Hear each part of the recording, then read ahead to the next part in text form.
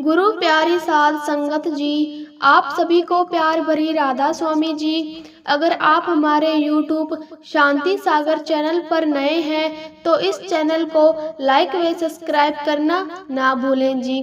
संगत जी, हम सब जानते ही हैं कि पंडितों और गुरु के रास्ते बिल्कुल अलग अलग होते हैं, क्योंकि पंडितों के रास्ते में कई तरह के वे हमें और उपायों को माना जाता है। वे अलग अलग तरीके से उपाय बताते हैं।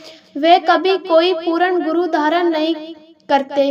आज की साखी में आपको ऐसे ही एक घमंडी पंडित के बारे में बताने जा रही हूँ, जो बाबा जी से मिला, लेकिन बात यहाँ ये आती है कि वे आखिर बाबा जी से मिलकर करेगा क्या। संगत जी, हम सब जानते ही हैं कि जब गुरु ने किसी को अपनी तरफ लगाना होता है, तब ना तो उस इंसान की धन दौलत का अहंकार रास्ते में आता है और ना ही उसके ज्ञान का घमंड रास्ते में आता है, क्योंकि जिस रूह को बाबा जी ने अपने साथ लेकर जाना होता है, उस इंसान को बाबा जी खुद सही रास्ते पर ले आते हैं। संगत जी, एक बार एक हवाई जहाज में एक सत्संगी के साथ एक पैसे वाला और खुद को बहुत ज्यादा ज्ञानी समझने वाला घमंडी पंडित सफर कर रहा था।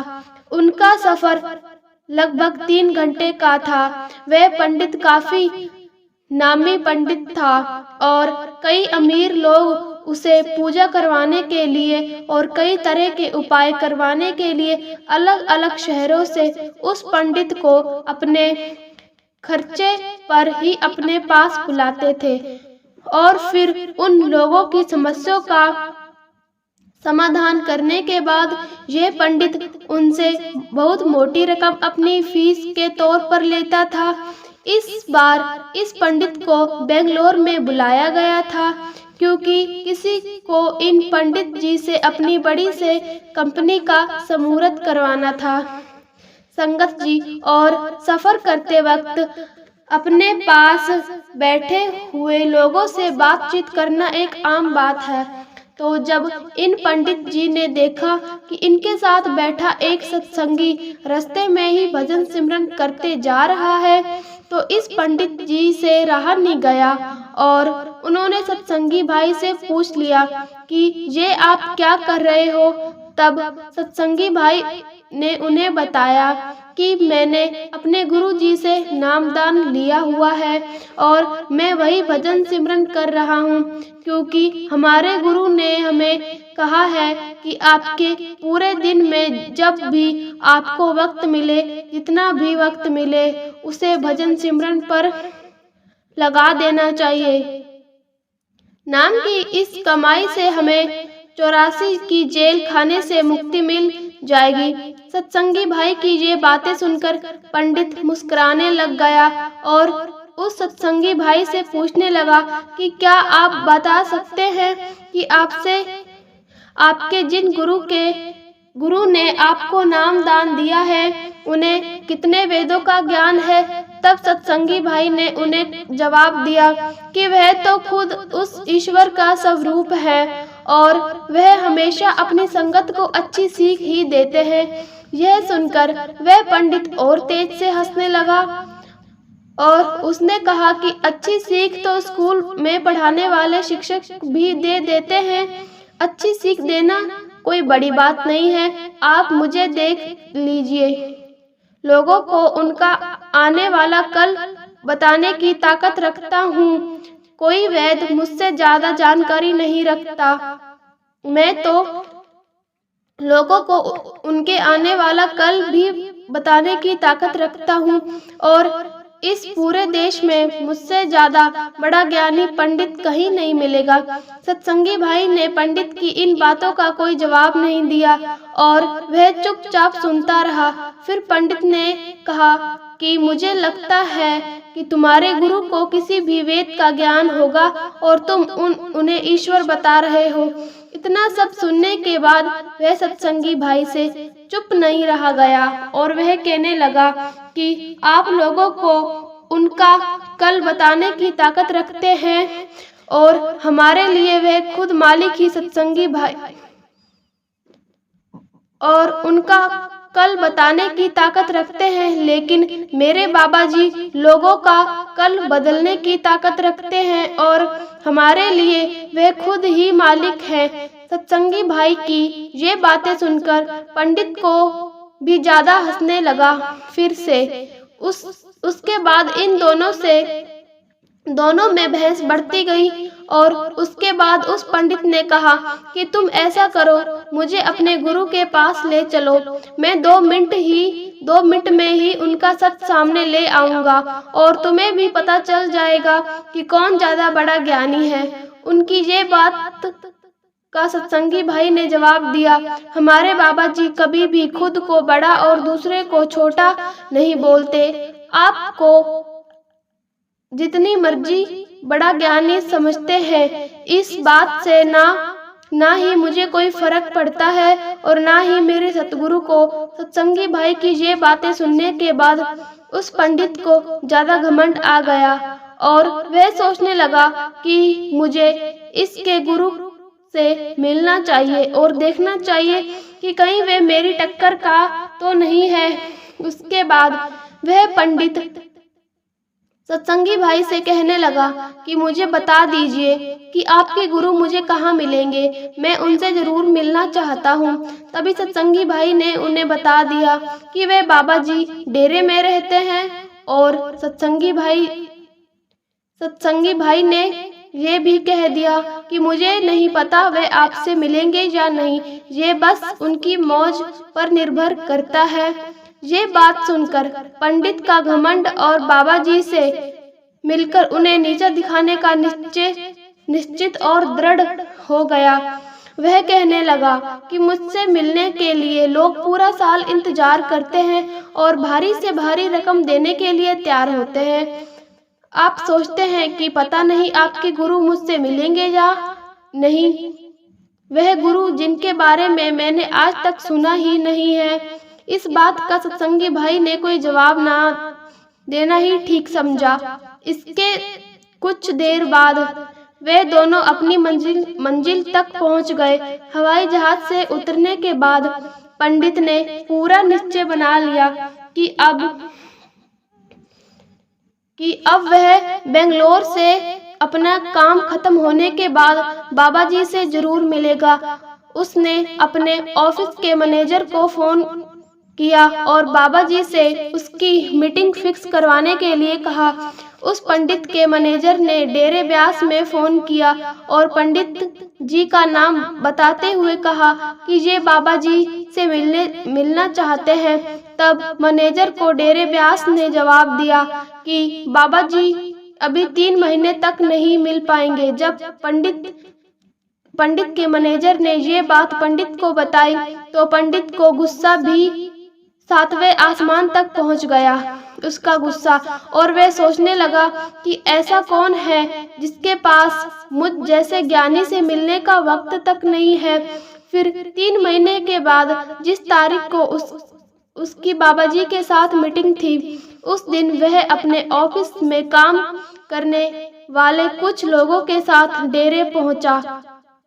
डेरे के अंदर जाकर पंडित ने बहुत सारी संगत देखी और वहाँ के डिसिप्लिन से उसका मन बहुत खुश हुआ। लेकिन डेरे के बाद उस पंडित को अकेले ही बाबा जी के पास भेजा गया और उसके साथ आए बाकी लोगों को बाहर ही रोक लिया गया। बाबा जी के सामने जाते ही वह पंडित बोले नहीं पाया और बाबा जी ने उसको 2-3 बार पूछा कि आपको मुझसे क्या काम है।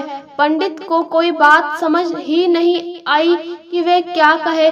बाबा जी के कई बार पूछने के बाद उस पंडित ने कहा कि मैं बेंगलोर जा रहा था, तब मुझे हवाई जहाज में आपका कोई सत्संगी मिला और उसके मुंह से आपकी इतनी तारीफ सुनने के बाद मेरा मन हुआ कि मैं आपसे मिलने आऊं। तब उस पंडित ने बाबा जी से कहा कि मैं इस देश का सबसे ज्यादा बड़ा ज्ञानी हूँ, मुझे सभी वेदों का ज्ञान है, लेकिन अब आपको देखने के बाद मुझे ऐसा लग रहा है कि शायद आपको भी बहुत ज्यादा ज्ञानी हो।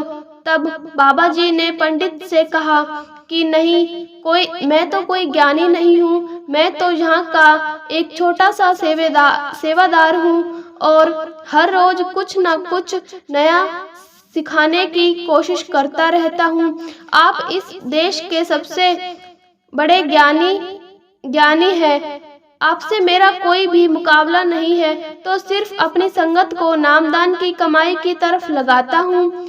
उन्हें मैं बस इतना कहता हूँ कि अगर मैं भजन सिमरन नहीं करेंगे और उस मालिक को याद नहीं करोगे तो वह इस जन्म मरण की क्रिया से मुक्त नहीं हो पाएंगे।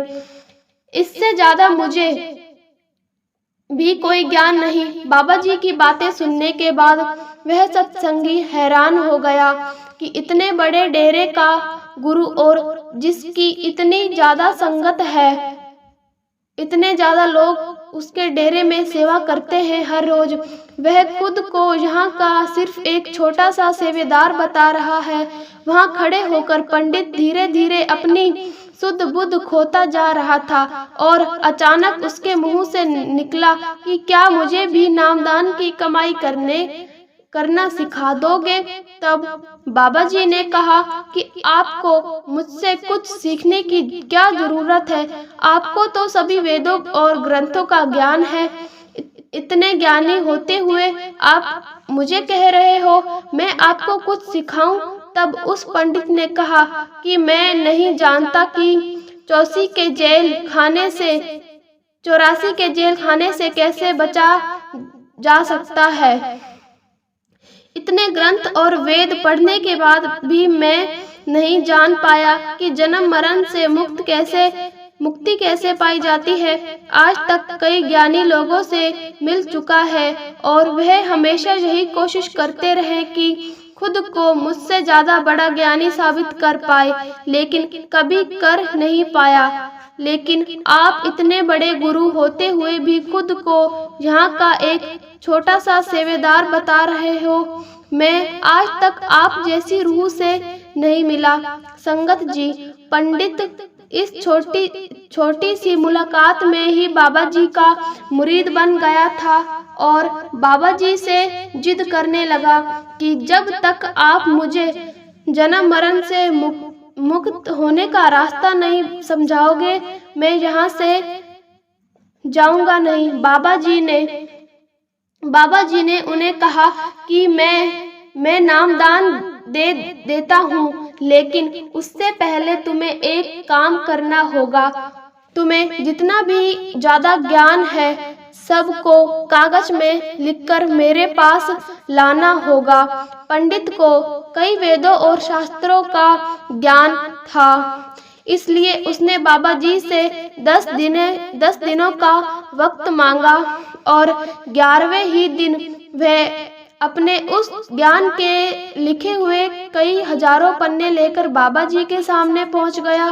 तब बाबा जी ने उसे कहा, इतने हजारों पन्ने पढ़ने में कई साल निकल जाएंगे, तुम इतने विस्तार में क्यों लिखकर लाए हो? सिर्फ इन सबका सार लिखकर ले आओ।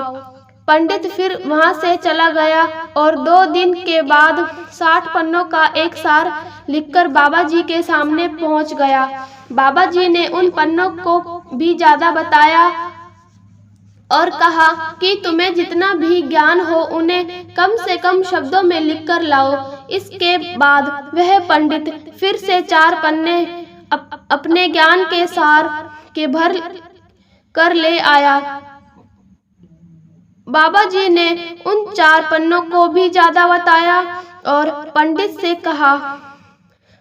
से कहा कि इससे भी कम शब्दों में लिख कर ले आओ। लेकिन अब पंडित को बाबा जी की बात समझ आ गई थी कि बाबा जी आखिर कहना क्या चाहते हैं और वे बाबा जी के सामने कोरा कागज लेकर हाजिर हो गया, जिसे देखकर बाबा जी मुस्कुराने लग गए और उन्होंने कहा कि अब तुम नामदान के काबिल हो चुके हो। संगत जी, इतने